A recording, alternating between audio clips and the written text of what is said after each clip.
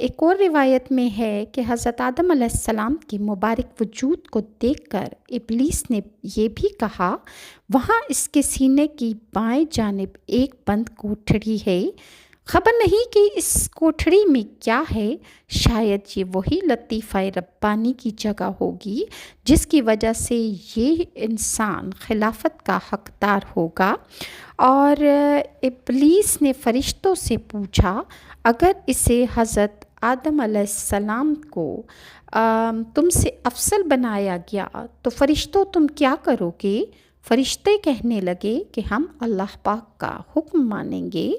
بدبخت شیطان لعین اپنے دل میں کہنے لگا، اگر اس انسان کو مجھ سے افضل بنایا گیا تو میں اس کی تابع ہرگز نہیں رہوں گا، جس کا ذکر تفسیر روح البیان میں بھی ہے۔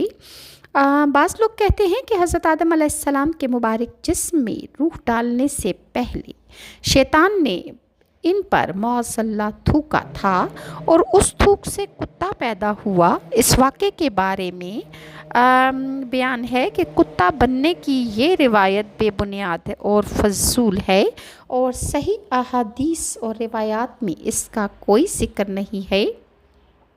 حضرت امام حکیم ترمذی فرماتے ہیں کہ اللہ تعالیٰ نے جب حضرت آدم علیہ السلام کو زمین پر بھیجا تو شیطان نے درندوں کو آپ علیہ السلام کے خلاف بھڑکا دیا، جس کے نتیجے میں کتے نے سب سے پہلے حضرت آدم پر حملہ کیا۔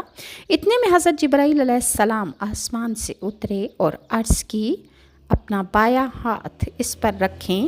حضرت آدم علیہ السلام نے ایسا کیا تو کتے کو سکون آ گیا اور وہ حضرت آدم علیہ السلام سے مانوس ہو گیا اور حضرت آدم کی حفاظت کرنے لگا۔ کتے کی طبیعت میں قیامت تک کے لیے اولاد آدم کی محبت رکھ دی گئی۔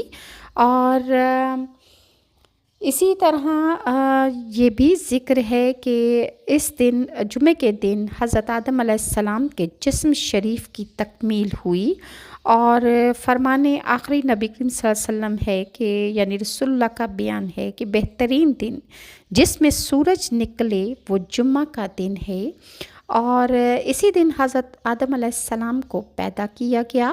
اسی دن حضرت آدم علیہ السلام کو جنت سے زمین پر اتارا گیا۔ اسی دن حضرت آدم کی توبہ قبول فرمائی گئی اور اسی دن ان کی وفات ہوئی اور اسی دن قیامت قائم ہوگی۔ ابو داؤد نے بھی اس کو بیان کیا ہے۔ یہاں حضرت آدم علیہ